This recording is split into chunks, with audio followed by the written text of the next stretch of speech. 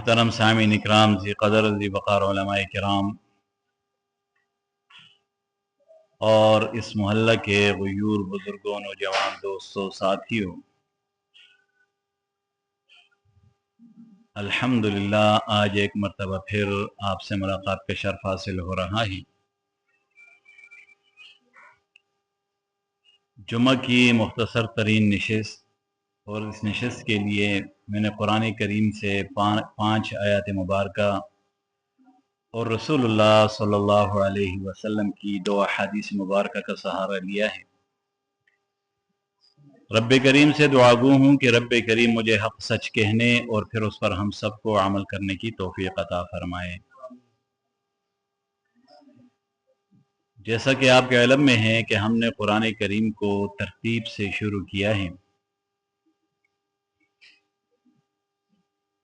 اور درمیان میں اگر باقی ایام آ جائیں جیسے رمضان، محرم یا خلفائے راشدین کے ایام آ جائیں تو ان کی شان بیان کی جاتی ہے، اور تسلسل کے ساتھ قرآن کریم جو شروع سے ہم نے شروع کیا ہے ان کی آیات مبارکہ پر بات ہوتی ہے۔ آج بھی سورہ بقرہ کی آیات کا سہارا لیا ہے۔ آپ کو یاد ہوگا کہ بات ہم نے چھوڑی تھی ایک گائے پر کہ حضرت موسیٰ علیہ السلام کے دور میں بنو اسرائیل کو کہا گیا کہ آپ یہ گائے ذبح کرو اور جو مقتول ہے اس پر اس کا تھوڑا گوشت مارو تو یہ بندہ زندہ ہو جائے گا۔ یہ ایک مقدمہ تھا باقاعدہ کہ مقتول قتل ہو چکا تھا، قاتل معلوم نہیں تھا۔ بنو اسرائیل نے حضرت موسیٰ علیہ السلام سے کہا کہ اس کا قاتل کون ہے؟ تو حضرت موسیٰ علیہ السلام نے اللہ پاک سے فرمایا، تو اللہ نے ایک طریقہ دیا کہ گائے کو ذبح کیا جائے، گائے کا تھوڑا گوشت لے کر اس مقتول کے جسم پر مارا جائے یا اس کے ساتھ ٹچ کیا جائے تو رب کریم اس کو اپنی قدرت کے مطابق زندہ کرے گا اور وہ اپنے قاتل کا نام بتا دے گا۔ تو ٹھیک ایسا ہی ہوا۔ ان آیات میں اسی کا ذکر ہے۔ فرمایا قالوا ادع لنا ربک یبین لنا ما ہی، اور رب کریم نے کہا کہ جو حکم دیا گیا ہے اس کی تعمیل کرو۔ انہوں نے کہا کہ اپنے رب سے کہو۔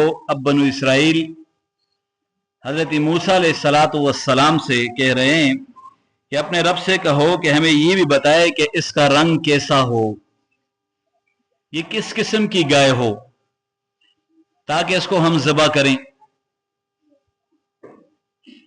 تو حضرت موسیٰ علیہ السلام نے اللہ پاک نے ان کو فرمایا کہ آپ ان سے کہو کہ وہ گائے زرد رنگ کی ہو اور وہ ایسی گائے ہو کہ جو نہ کم عمر ہو نہ زیادہ عمر والی ہو، نہ کم عمر والی ہو نہ زیادہ عمر والی ہو، وہ کمزور لاغر بھی نہ ہو، وہ ایسی گائے ہو کہ اس پر زمینداری کا کام بھی نہ کیا گیا ہو۔ کرتے ہیں نا زمینداری کا کام، بہت سے کام ہوتے ہیں، گائے وغیرہ بیل وغیرہ سے کرواتے ہیں ہم لوگ، تو وہ ایسا کام بھی نہ کیا ہو۔ ایسی گائے ڈھونڈ کے لاؤ جس کے جسم پر کوئی داغ بھی اور نہ ہو، زرد رنگ کی ہو، ایسی گائے لاؤ، اس گائے کو ذبح کرو۔ تو پھر انہوں نے کہا کہ قالوا ادع لنا ربک یبین لنا ما ہی، انہوں نے کہا کہ اپنے رب سے کہو کہ وہ ہمیں صاف صاف بتائے کہ وہ گائے کیسی ہو۔ تو رب کریم نے حضرت موسیٰ علیہ السلام کے ذریعے ان کو یہ تمام نشانیاں بتا دیں، اور پھر وہ اس گائے کو لے کے آئے اور اس گائے کو انہوں نے ذبح کیا۔ جب اس گائے کو ذبح کیا اس کے بعد اس کا گوشت لے کر اس مقتول کے جسم پر مارا تو مقتول زندہ ہو گیا۔ مقتول جب زندہ ہو گیا اور اس نے یہ بتا دیا کہ مجھے قتل کرنے والے میرے بھتیجے ہیں، انہوں نے مجھے قتل کیا، یہ بتا دیا، اور پھر دوبارہ وہ مر گیا۔ یہاں سے ہمیں سبق ملتا ہے. پہلے یہ بتا دوں کہ اس کو قتل کیوں کیا گیا تھا. اس کو قتل مال کے لیے کیا گیا تھا، جائیداد کے لیے کیا گیا تھا. اس نے یہ وجہ بتائی ساتھ میں. اور جب ان سے پوچھا تو انہوں نے بھی یہی کہا کہ ہم نے اپنے چچا کو قتل اس لیے کیا کہ مال ہمیں مل جائے، جائیداد ہمیں مل جائے، پیسہ ہمیں مل جائے، یہ سب چیزیں ہمیں مل جائے، اس لیے ہم نے اپنے چاچا کو قتل کر دیا. اور اس کے بعد اللہ نے اس کو پھر مار دیا. اب یہاں پر اگر ہم سوچیں تو رب کریم اپنی قدرت میں کامل ہیں. رب کریم جو کرنا چاہیں وہ کن کہنے کی دیر ہے فیکون ہو جاتا ہے. اب بہت سے ملحد ہیں جو یہ کہتے ہیں کہ بس موت ہے، اس کے بعد زندگی نہیں. عیسائی ہیں، وہ کہتے ہیں جو زندگی ہے یہی ہے، اس کے بعد موت، پھر زندگی نہیں. ہندوؤں کا بھی یہی عقیدہ ہے کہ بندہ مر گیا سو مر گیا، جلا دو، پھر زندگی واپس نہیں. ان کا تو عقیدہ پھر اور طریقے کا ہے کہ بندہ 7 مرتبہ دنیا میں آتا ہے. اب یہ عقیدہ توحید ہمیں سمجھایا جا رہا ہے. اس آیت کو اگر غور سے ہم پڑھیں اور اسی گہرائی میں جائیں تو رب کریم اپنی قدرت کاملہ کا ذکر فرما رہے ہیں کہ انسان مر گیا، اب رب کریم نے اس کو دوبارہ زندہ کیا، پھر اس نے اپنے قاتل کو بتایا، پھر قاتل کو بتانے کے بعد دوبارہ مر گیا. اس کا مطلب یہ ہوا کہ انسان جو بھی زیرو دنیا میں آیا ہے، خواہ وہ انسان ہے، وہ چرند ہے، وہ پرند ہے، وہ جانور ہے، وہ کوئی بھی چیز ہے جس میں روح ہے، اس نے دنیا سے جانا ہے. اس نے دنیا سے جانا ہے. اور رب کریم محشر کے دن واپس انسان کو زندہ کرے گا. انسان نے اللہ کے حضور پیش ہونا ہے، اللہ کو حساب کتاب دینا ہے. اب یہ اللہ کی مرضی کہ وہ رحم کر کے معاف کر دے تو اللہ کی مرضی، اور اگر بات حساب بھی آ گئی تو کوئی بھی جنت نہیں جا سکے گا. میرے محترم بزرگوں، دوستوں، ساتھیوں، وہ قیامت کا منظر.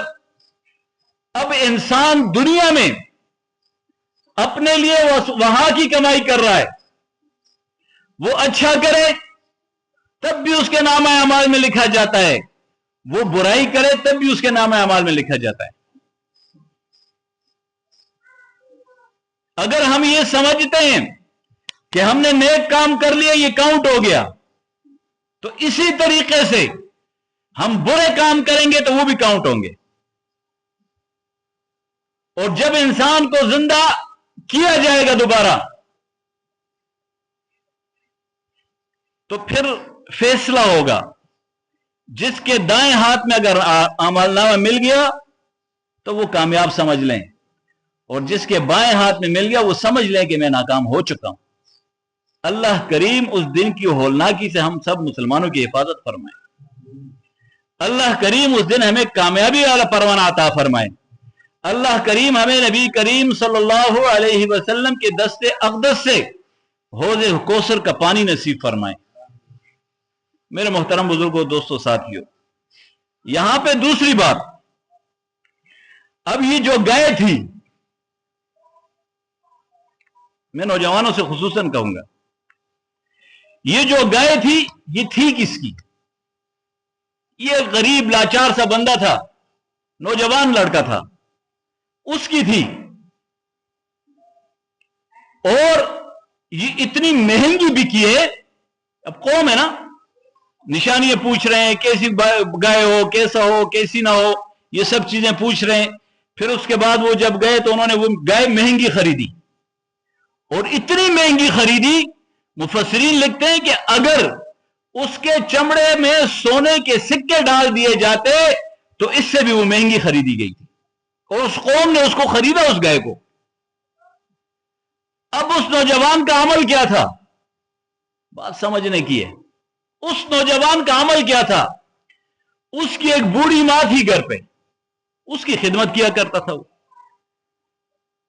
आज हम कहते हैं अब वालिदैन बूढ़े हो गए हैं, बस ये समझते नहीं हैं, इनको क्या पता, ये दुनिया को कैसे समझते हैं, दुनिया को नहीं समझते।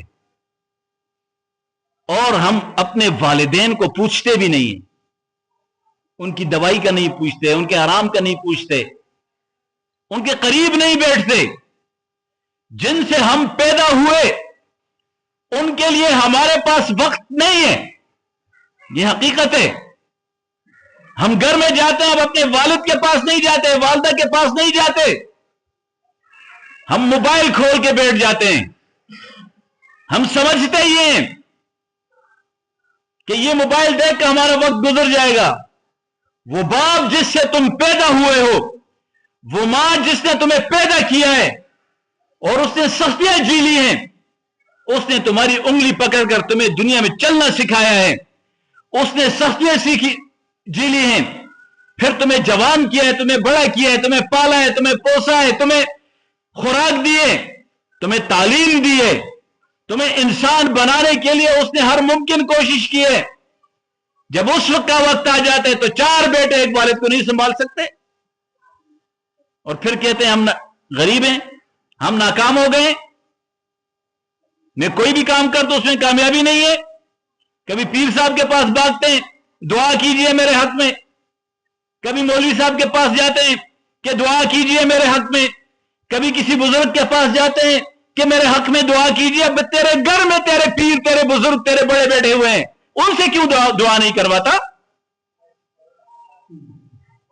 क्यों नहीं करवाता उनसे? वल्ला बिल्ला तल्ला, जिसके घर में वालिदैन हैं और सुबह अपने वालिदैन से दुआ लेके जाए वो नाकाम नहीं हो सकता। हज़रत मूसा अलैहिस्सलातु वस्सलाम रब्बे करीम से के पास जाया करते थे कलाम करने जाते थे ना, तो पीछे वालदा हाथ उठाती, ए अल्लाह मेरा बेटा नादान है। अब ये नबी है, अल्लाह के बरगुजीदा हैं, गलती की कोई गुंजाइश नहीं है, ये वही करते हैं जो रब्बे करीम बताते हैं। लेकिन वालदा हाथ उठाती हैं, ए अल्लाह मेरा बच्चा है, नादान है, कहीं गलती हो जाए माफ कर देना। ये मां हाथ उठाती है। हजरत मूसा अलैहिस्सलातु वस्सलाम रब्बे करीम के पास जाते हैं, कलाम करते हैं, वापस आते हैं। एक दिन ऐसा हुआ कि उनकी वालदा फौत हो गई। वक्त तो है, जाना तो है। जब वालदा फौत हो गई और उसके बाद जब हजरत मूसा अलैहिस्सलातु वस्सलाम अल्लाह के दरबार में गए ना, तो रब्बे करीम ने फरमाया मूसा आराम से। हजरत मूसा अलैहिस्सलातु वस्सलाम जारहाना अंदाज के मालिक थे, तेज अंदाज में बात किया करते थे। तो जब उस वक्त पेश हुआ ना, तो रब्बे करीम ने फरमाया मूसा आराम से। पहले तू आ जाता था अपने घर से तो पीछे तेरी वालदा हाथ उठा देती थी, आज तेरी वालदा घर में मौजूद नहीं है। आज हमने वालिदैन को छोड़ दिया है धक्के खाने के लिए। और आजकल तो मेरे ख्याल से शहरों में आप जाएं तो ओल्ड हाउस बने हुए हैं ना, ओल्ड हाउस, कि अपने वालिदैन को ले आकर आपने इस घर यहां पे छोड़ देना अगर आप खिदमत नहीं कर सकते। और बड़े डेटाई से लोग जा रहे हैं, अपने ज़ईफ वालिदैन को लेकर जा रहे हैं, अपनी जन्नत को लेकर जा रहे हैं, अपनी दुआओं की जगह को अपने घर से खत्म करके उस ओल्ड हाउस में लेके जा रहे हैं। आज के जवान अपने वालिदैन से सख्त लहजे में बात करते हैं। क्यों? इसलिए कि उसने तुम्हें बड़ा किया। उस मां ने अपनी पेट में, अपने रहम में तुम्हें 9 महीने पाला, सख्तियां झेली, फिर उस मां ने तुझे दूध पिलाया। क्या ये उनकी गलती है? तो अपने वालिदैन की कदर करो। अगर वालिदैन की कदर करोगे, वल्ला दुनिया में भी कामयाब रहोगे, आखिरत में भी कामयाब रहोगे। फरमाया उफ़्फ़िन वला तन्हरहुमा, अपने वालिदैन के सामने उफ भी मत किया करो। اور یہاں پہ فرمایا جاتا ہے کہ اس سے کوئی لفظ نرم ہے نہیں، وگرنہ اللہ کریم اس لفظ کو قرآن کریم میں اتارتے، اور ہم گالیاں دے رہے ہیں، ہم پتہ نہیں کیا کیا کر رہے ہیں۔ تو میرے محترم بزرگوں، دوستوں، ساتھیوں، واقعہ سنا رہا تھا کہ بنو اسرائیل کا وہ جوان، اللہ نے اس کو انعام دیا کہ جس کے پاس وہ گائے تھی، گائے اس نے بیچی، اس سے اللہ کریم نے اس کو اتنا دیا کہ یہاں پر لکھتے ہیں مفسرین کہ اگر اس گائے کے چمڑی میں سونے کے سکے ڈالے جاتے تو وہ گائے کی چمڑی کم پڑ جاتی، اتنا رب کریم، اتنا پیسہ اللہ کریم نے اس کو عطا کیا۔ کیوں؟ کہ وہ اپنی والدہ کی خدمت کر رہا تھا، وہ اپنی والدہ کے پاس بیٹھا ہوا تھا، اپنی والدہ کی خدمت میں مگن تھا، تو رب کریم نے یہ سب کچھ دیا۔ تو اگر والد، دو باتیں ہمیں سمجھ میں آ گئیں۔ ایک، آج کا ملحد اگر یہ کہے کہ موت کے بعد زندہ نہیں ہوتا، تو یہ بات بھی یہاں قرآن کریم میں واضح ہو گئی، پہلے بھی کئی آیتوں میں، کئی جگہوں پر ہیں، حدیث مبارکہ سے ثابت ہے، مگر ان واقعات میں اس میں یہاں پہ بھی ثابت ہوتا ہے کہ رب کریم نے گائے کا ٹکڑا اس پر لگایا، وہ لگا تو وہ زندہ ہو گیا، اپنے قاتل کا نام بتایا، پھر مر گیا، تو رب کریم دوبارہ زندہ کریں گے۔ یہاں پر کسی ہندو، کسی ملحد، کسی زندیق، کسی کافر، کسی کی بھی بات نہیں سنی جائے گی۔ تو یاد رکھیے، موت ضرور ہے، مگر موت کے بعد زندہ ہونا بھی ضرور ہے۔ تو اس لیے اپنی عاقبت کے لیے اسی دنیا میں آپ نے محنت کرنی ہے، اللہ کا ذکر کرنا ہے، اللہ کی عبادت کرنی ہے، 5 وقت کی نمازیں پڑھنی ہے، نیک کام کرنا ہے، حرام سے بچنا ہے، دوسرے کا حق نہیں کھانا ہے، یہی کام ہے۔ اگر یہ سب ٹھیک کریں گے تو انشاءاللہ ثم انشاءاللہ معاملات اچھے ہوں گے اور بہتر ہوں گے۔ دوسری بات، بہت سی روایت میں ہے کہ 20 محرم الحرام کو حضرت بلال حبشی رضی اللہ تعالیٰ عنہ دنیا سے رخصت ہوئے، مگر اکثریت جو چیز دے رہی ہے